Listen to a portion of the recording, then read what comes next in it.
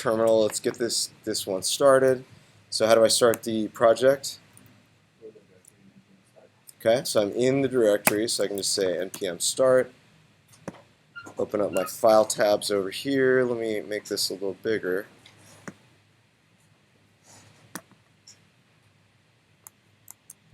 Okay. So just a quick review of what we did yesterday. We created this person card component, and that was a class component, right? We also have our app.js component. Does everyone know what kind of component that is? Yeah, what kind of component? It's a function component, right? As opposed to that person card, which was a class-based component. All right. So we've had our client. So we did the work that we did, and our client came back to us and said, "Okay, well, it's nice that you were able to render out some person cards or whatever, but wouldn't it be better if we could actually take some person information from a user so that we can add to that list?" Okay. So let's go back into our app.js here. I'll open it up, and let me close that. So here, again, this is a functional component, but do we have any state going on here currently? No, right? I've just hard-coded this list of people here, and that's all it's going to render. Nothing's going to change. But the thing is, I do want there to be some state here because I want to be able to change this person's list, right? Okay. So in order to take in some information from the user, what am I probably going to need on this page somewhere? A form of some sort, right? So let's come down and create one. We'll put it on the top. Okay. So we'll say form. Oh, you know what? My HTML stuff isn't going to work. So let me fix that real quick. So if you guys want your shortcuts to work, you can create a folder in here. Oops. There we go. Oh, why is that in there? Sorry. Get out of there. Okay. So create your .vs Code folder, and then inside there you can create a settings.json file. So inside here I can say files.associations, and I can say */ /src / *. Sorry about all this. Okay. So I want files that meet that particular criteria to be interpreted as JavaScript React files. What's that? React.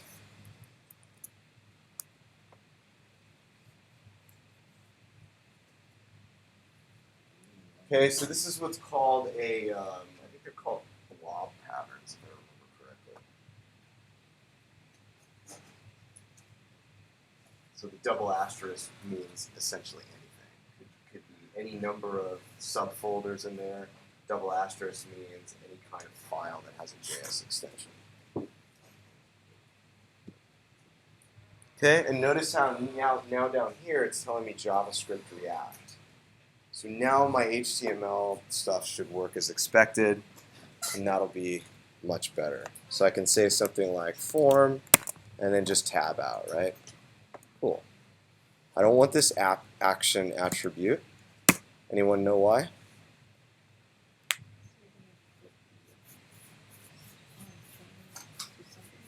Yeah, so in our case, we're not actually going to submit the form in the standard kind of HTML way. We're going to be dealing with it just through JavaScript. Okay, so I want to create some input groups here. Group, whoops. Why do I not have that shortcut? All right, never mind. So I'm going to create a div, and then inside there, I'm going to have a label plus an input, right? I wish it didn't format it that way, but it is what it is. Okay, cool. I'm going to get rid of this HTML4. Don't need that. Okay, so what's the first thing we're taking in? Probably that first name, right? Okay, and then I'm going to have a an input here. Name, we'll say for this one, is going to be first name. Okay. What else do I want to have here for this input? For now, that's probably about enough, and then later on we'll add some more stuff to it. So I just want to duplicate this down so that we have enough form fields here. 3, 4, right? So I had first name, last name,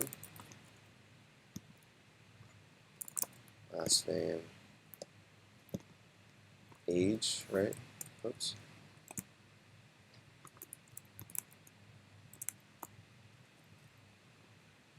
Okay, so this is age. What type do I want to make this? Maybe number, right? We'll leave it as text. We'll fix that later. Okay, and then here we're going to have our hair color, right?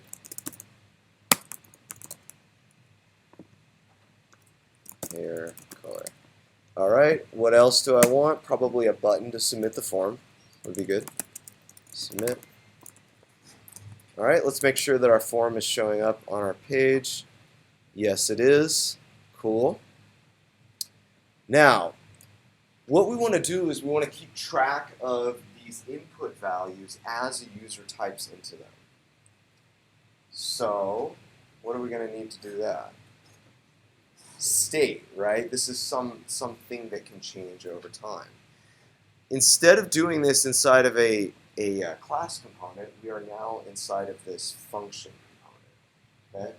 So I'm going to have to introduce you guys to a new concept called hooks. This is how we can use state inside of a function component, okay? Or functional component. So what I'm going to do is I'm going to import specifically a function called useState. Okay? Correct, yeah. I could always say react.useState. That's true. Yeah. Okay, cool. All right, so inside of our component, what I'm going to do is I'm actually going to call this function, okay? And I'm going to we're basically going to console log out the result of just calling the function. So I'm going to say const, we'll just call it result for now, equals useState. Now notice that I'm invoking this function, right?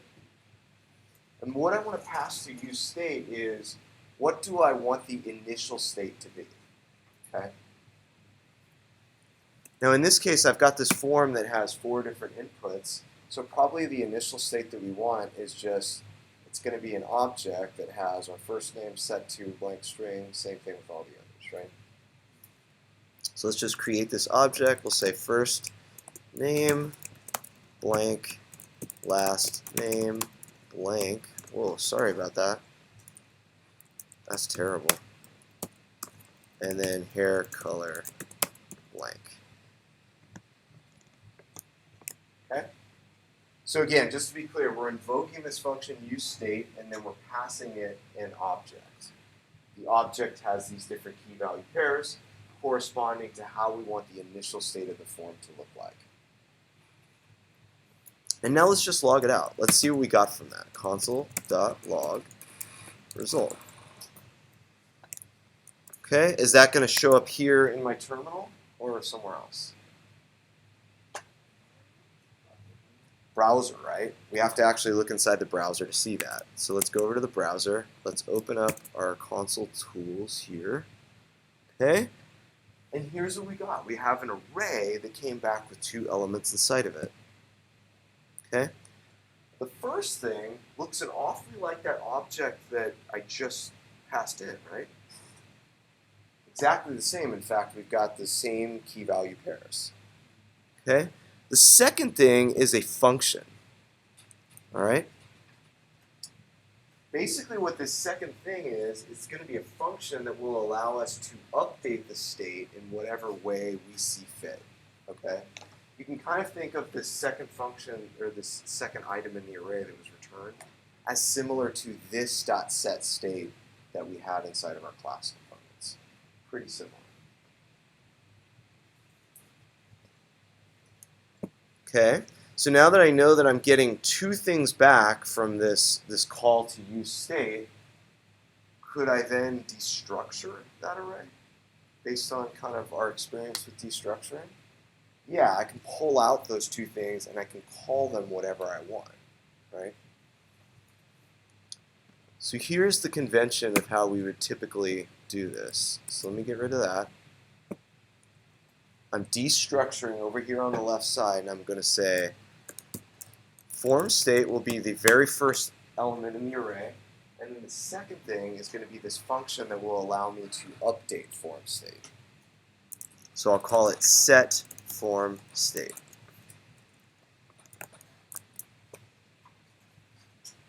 Okay? You guys feel okay about this destructuring over here?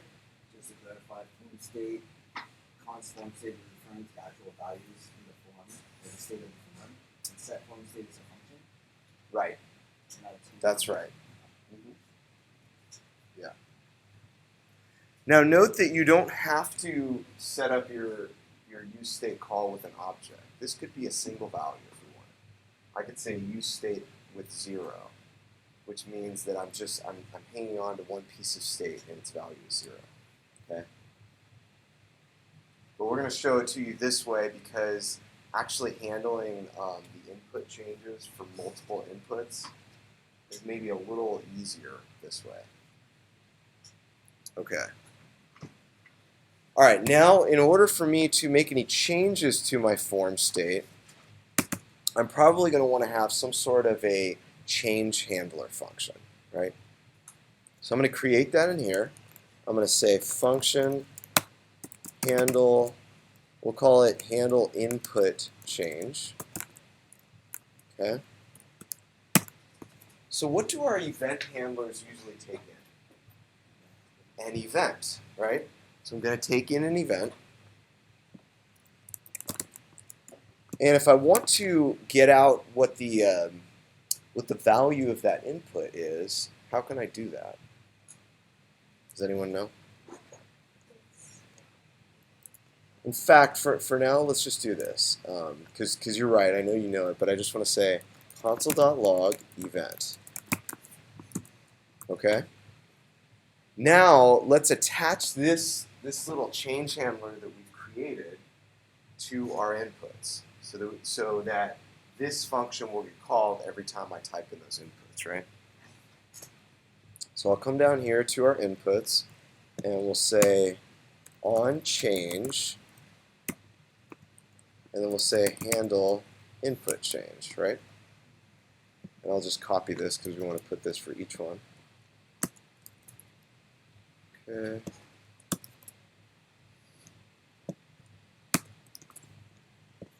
All right. So I saved that, and let's type in some of these inputs a little bit and see what we get here. So Bob, okay, so it's telling us this is a synthetic event, which means that it's connected to React. And if I open up this synthetic event here, see how there's this target here? That target is what? What did we say the target of the event usually is? It's the input that actually triggered the event. Yeah. This, like the item. This actual HTML input. Yeah, correct. Okay.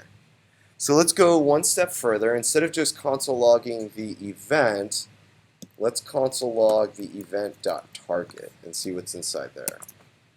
Okay. All right. See how that's showing me the actual input? Perfect. All right. So the input has a couple things. It's got a name, right? It's telling me that its name is first name, and it should have a value that I can tap into. So let me just console log those two guys out so that we can see.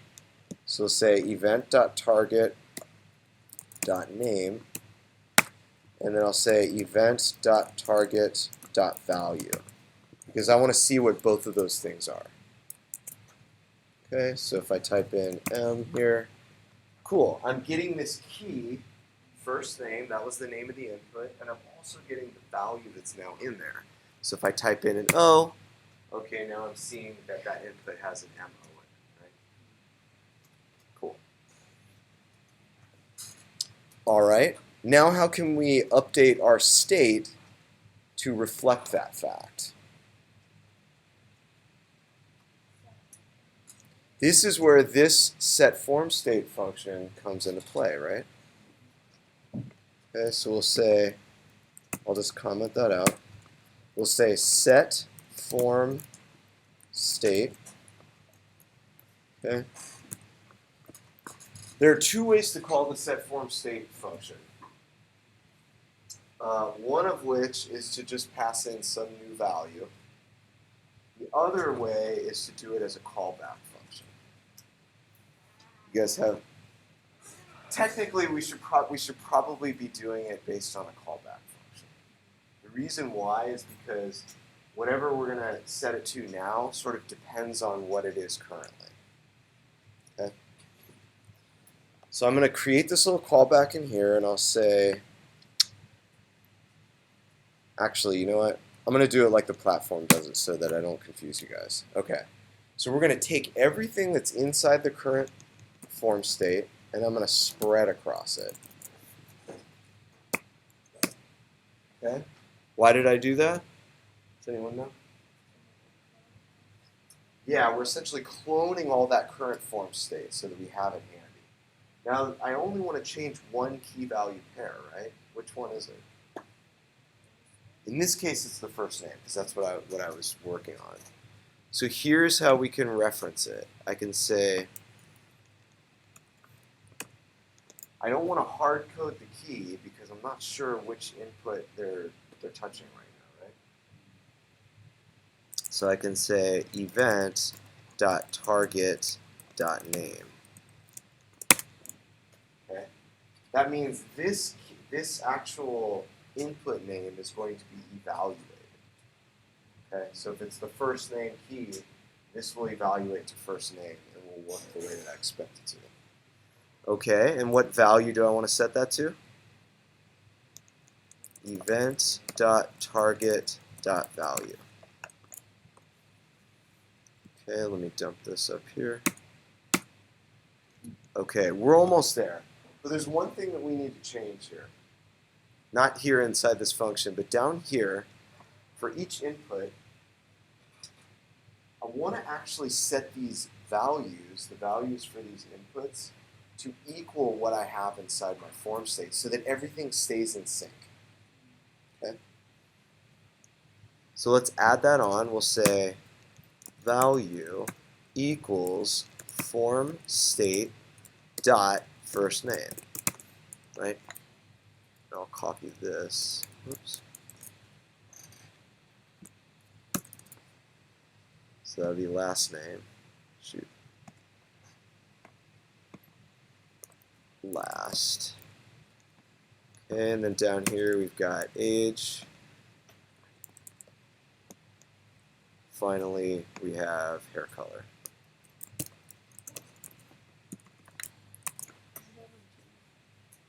Oh, whoa, what did I do? Yeah, I did the wrong thing. Sorry about that. Okay, let me just change this hair color. All right, excellent. So now we should be keeping track of our state. So on change, let's just log it out and make sure that our form state looks the way that we want it to, right? Console.log form state. Okay, so if I'm inside here and I type that, whoa. Why is it saying MO, but I have an MOR in there? That's pretty weird, huh? So what happened was, at the time that we moved on to this console log, the form state hasn't really yet been updated. Okay? Once it does get updated, your whole component is going to re-render. That whole app component is going to re-render. Okay? And then at that point, the updated state will be the value that you expect it to be. So at the time that we were console logging, it hasn't truly been updated just yet. So that's why. So you say IPR. I mean, what happened with IPR? So what happened was we called this setFormState function, but then immediately we moved on to this console.log, and our new state hasn't yet taken a hold. It doesn't take effect until the component re-renders. Exactly. So at the time that it re-renders, it will rerun all of this code from the top. Okay. And then if the event.target.name is not an existing attribute in the form state, does it get created? Yeah, it would. Yes. Okay, good. So now all we need is really like some kind of a way to handle submits, right? We've got our form and it should be basically in sync. So let's create a submit handler, right? Let's say function handle, submit. Okay, and what's that going to take in?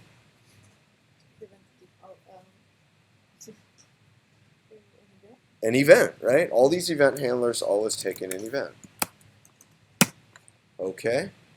And the first thing that we want to do, as Erica mentioned, is we want to prevent the default functionality of a form, which would be what? Okay, I mean, you're on the right track. It would re-render, but why? Why would it do? I mean, it would re-render our entire page, right? Not only this JSX, it would re-render the HTML. Why? That's the default. The default functionality of form is that it makes a new HTTP request. Okay, we don't want that. So let's prevent that. Prevent default. Okay, and now let's just log out the form state at this point. So now, form state. I'll take out this log here. Okay, now we have to attach this to the form. Okay, so I'm going to use one of these synthetic events on submit, and I'm going to say handle submit. Okay, so that's all we're going to do is we're just going to log out what is the form state at this point in time. Oops. Okay, now I'm going to just press enter, and you'll see that our current form state has my first and last name. So it looks exactly as it does on the page. That's perfect. All right. How can I get what I'm submitting to be added to this list of people that we have? Yeah, exactly. So we're going to have to treat people as if it's not something that's immutable, but it's something that can change over time. Okay. So I'm gonna just change the name of this. We'll call it initial people. And now I want to create some other piece of state in my app component. So how do I do that? Pretty much the same way that we did up here, right? So I'm going to say const, and then I'm going to destructure. I'm going to say people, and then set people. And what am I going to call useState with?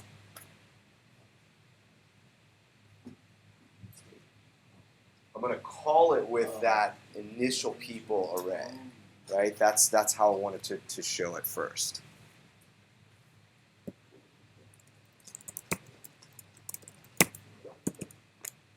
Okay. So let's make sure that everything's still working as expected. Now down here, when I iterated through the people, it should still be okay because now I've changed our state variable to match this, right? So let me just save it and let's see if we still have our people. Yeah, they're still there, right? Cool.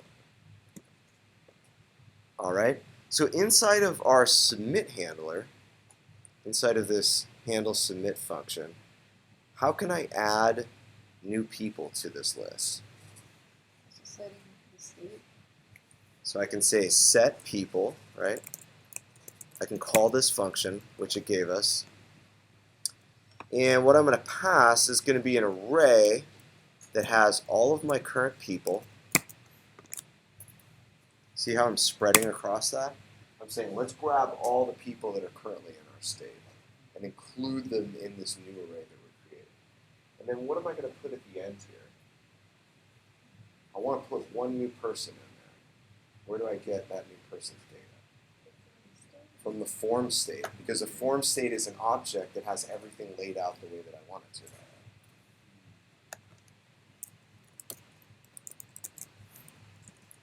Okay.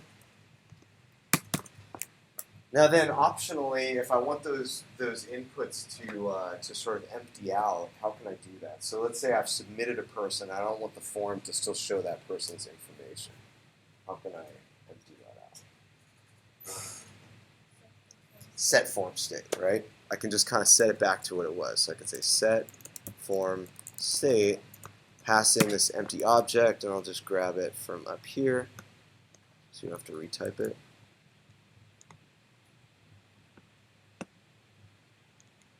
So this is just us kind of creating a more user-friendly experience, so that those inputs don't just hold on to values, right?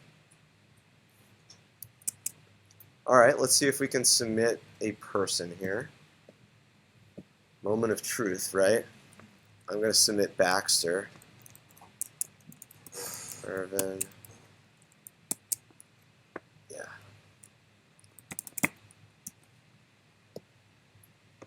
Baxter's in the mix. All right. Regina is now in there too. She's 20 with red hair. Yeah, fiery red, right? Pretty cool how they're showing up just like that, right? I mean, it's like there's no delay whatsoever. Okay. Yeah. What would happen on this increment age? I wonder if this would still work the way that it's supposed to. Nope. Uh-oh. Does anyone know why that's happening? I had a feeling. Yeah, so what happened was when we passed in the age from our form, it had a type of string, right? Yeah. So we could fix that in some different ways. But probably what I would do, form state, this is going to look kind of gnarly, but I could spread across form state, and then I could say age was the result of form state like that. That's turning the age basically into an integer, assuming that the person put in a number. If they didn't, then we may be in trouble. All right, so let me try that one more time. 20 red. Let's try. Uh-oh. What did I do wrong? Oh, why did I say form state but not age? Jesus. All right. My bad. Regina.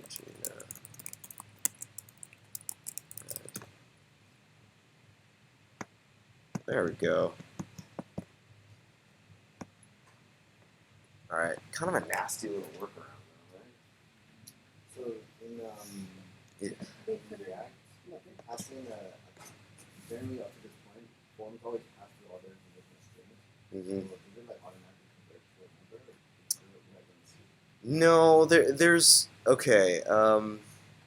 If we were keeping track of each one of these inputs individually, not inside one object, we would have been able to handle it a little bit more gracefully. Because we could have turned that input into a type of number. So I could say age was a type of number. And then what I could do is every time the input changed, I could convert whatever the user typed back into a number. So that it would always stay a number no matter what. And that would also kind of restrict their input as well in a better way. But again, like this is something that I don't want you guys to worry about, getting hung up on like strings versus numbers. Because later on when we're inputting things to our database, Mongo is going to kind of coerce certain things into, so if we specify that we're expecting a number and a person submits a string, but that can be converted to a number, it'll do it on our behalf. So, yeah.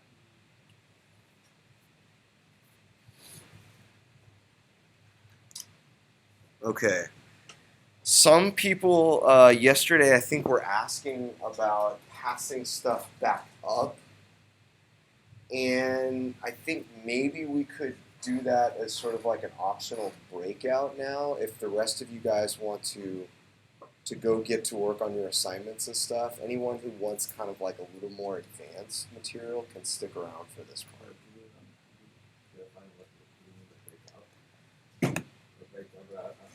Yeah. I'm not sure What does that mean? I'm not sure what you're saying. No, so I'm just saying I want to make it more like an optional component to the lecture. Not everyone has to see this because it is a little more advanced and it might be confusing. What was the advanced topic?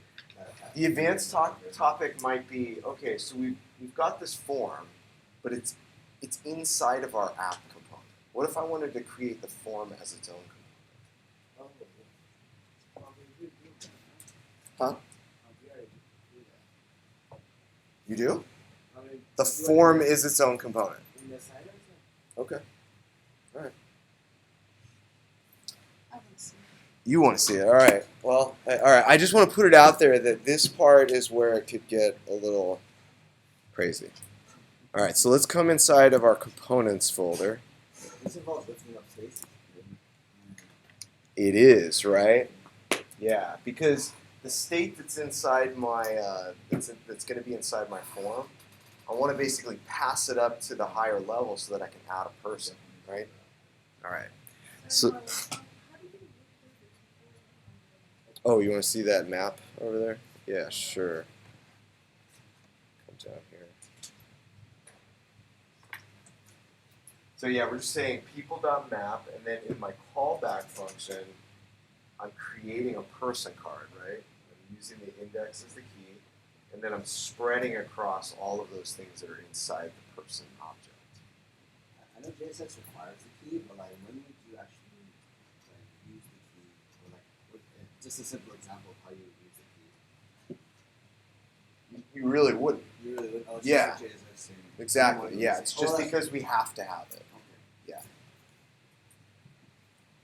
okay. But like I said, later on when we're using records that were in the database, we can actually use the ID of that particular record as a key.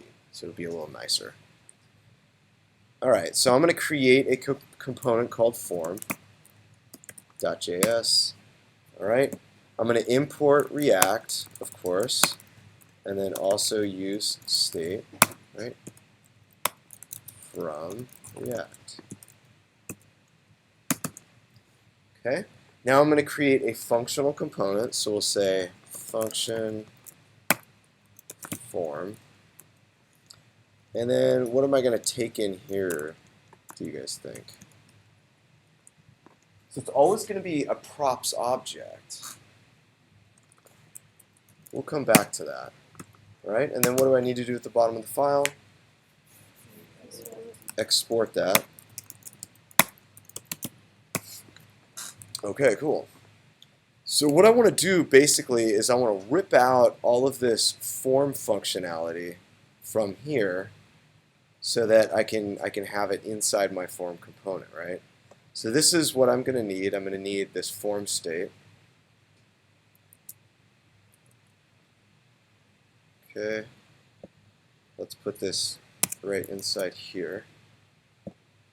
What else am I going to need? Handle input change, I need that as well, right? And I also need this handle submit. So let's cut all of that.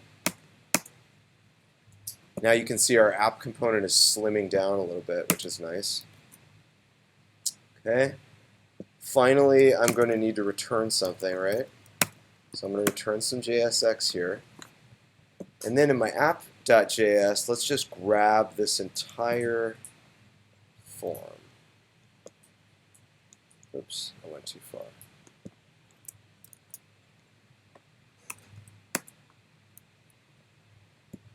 And then let's paste it in.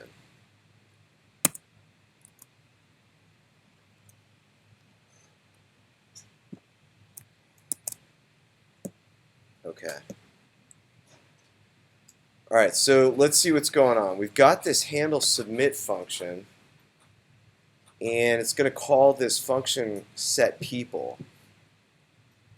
Do I have access to that function? No. Do I have access to people? No, I don't have either one of those things. So how can I get a hold of them? We need to Import? No, not import, right? So here's the thing. Now we know what we need to take in, right? We know we need to take in the people and set people. Because I have to have access to them inside here. Okay, so let's do that. Let's take in people, and let's take in set people. Okay, and I'll save that. Now inside my app.js, I want to use this form, right? So what do I need to do? Import it. Form from ./components/form. All right, and instead of that form where it was, I'm just going to render out the form. Oops.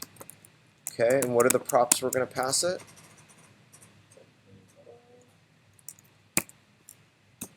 So I'm going to say people equals people, right? And then we'll say set people equals set people. Oops.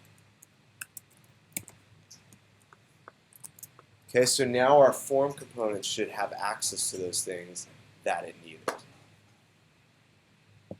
And let's see if it's still working. So again, oh, what the heck? Sorry.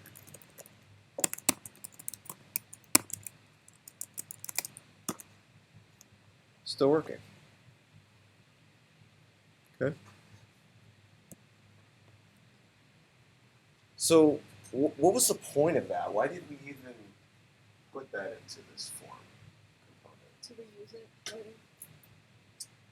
Yeah, now, maybe we're going to reuse it somewhere else, but maybe we're not. Maybe we just wanted to break it out into its own component because app.js was just getting too big. We're trying to kind of modularize things and have each component be responsible for some particular functionality. In general, so obviously there's multiple components, but in general, is there going to be only one map.js, one main app.js? Yeah, yeah. You'll have one parent component. Yeah, and then underneath that there could be multiple subcomponents. Yes. All right, so I don't even know where to start as far as like looking through this. I mean, I know where to start, but I don't know if I want us to read everything because there's a lot. Let's do the state stuff because I think that's the stuff that's bound to throw people off the most, right? So let's look inside this form component. Let's read lines 4 through 9. Greg.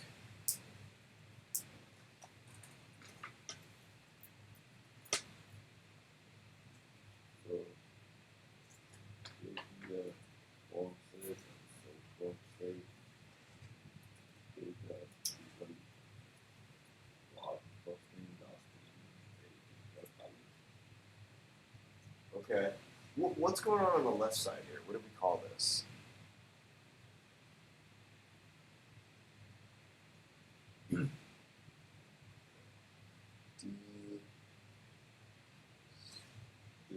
Destructuring, right? So we're getting back this array that has two things inside of it, and we're naming them form state and set form state. Now I could have called them something else, but this is pretty much convention right here. Okay. It's like a getter and a setter. You think of, like for you guys that have taken JavaScript, right? You can kind of think of it that way. All right, cool. And then what's happening over here, Greg? We said use state. What does that mean?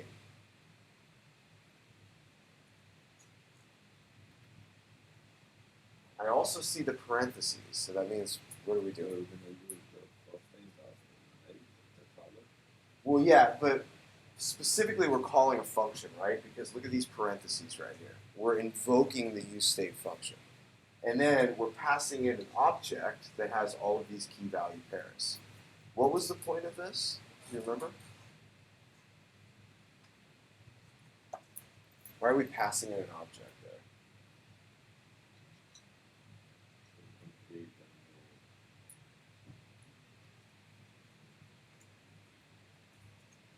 This is our initial state. We're saying this is how we want things to appear in the beginning. Now, what if I put in a string here, just the start of my first name? What would happen then when we first render the page? Yeah, inside that first input, we're already going to see that. And that wouldn't be a very good user experience, right? Not so great. All right, cool. All right, let's keep going. So on lines 11 through 18, Erica, take us through those. So we are creating a function within our form Yes. called handle input change. Mhm. So it's going to do what it says. It's going to handle whatever we input. It's taking an event. And we are setting the form state to, which means that's what we want it to be. Yeah, so we're creating this new object, right? And then dot, dot, dot form state means what? Cloning the form state, Mhm. which is empty. The initial form Yeah, state so is initially it's going to have all those key value pairs, right? empty. And then we are using the event.target name, which is That's coming from down here. So if we actually look at the inputs, you see how each one has a name attribute? That's where that came from. so we're targeting the name of the inputs. Right? So if I was typing in last name, we want this to evaluate to last name, right? Good. And then we're setting that equal to what? To the value. At that point in time. Right. So whatever's currently in my last name input, that's what event.target.value is going to give. Albert. I assume that if inside the inputs we change the name to be some, I don't know, like label equals, then we can do event.target label. Well, wait. Oh, if you set instead of a name attribute an attribute called label, yeah, So that so should we work can fine. add anything from by name specifically. True. It would be kind of weird to do it that way, I mean, I but wouldn't. yeah, I'm but just yeah, saying, you just could for future you could target it reference, that way. like, arbitrary, Mhm. thing. Yeah, I see what you're saying. Okay, cool. Any questions about that when we're handling the input change? This is us trying to keep in sync with our user interface, right? Okay, cool. Handle submit. Albert, take us through this function. Function handles submit, which takes in the event on submit. It's preventing the default, which the default for a form is to refresh the page. We're setting that HTTP Yeah, it's making a new request. HTTP request, Yeah. right? And then we're setting the people to be the people that's There's a whole lot of spreading going on here, so it Yeah, starts looking yeah. wonky. we're setting the people to be these From the things. people. So I've got an array right here. That's what these square braces are doing, right? And then when I'm spreading across people, what does that mean?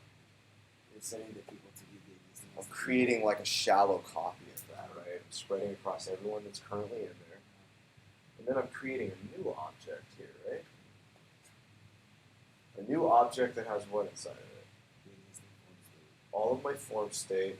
And then I'm overwriting a particular key value pair, the age part, because I wanted it to be a number. Right. Yeah. So that's how that works. If you spread across something and then you specify some key that was inside there already, you're overwriting it. Okay? Yes, Huta. So the right default setting is for Android to send another HTTP request. Mm-hmm. Yeah. Okay, and then finally what we're doing down here on lines 27 to 32.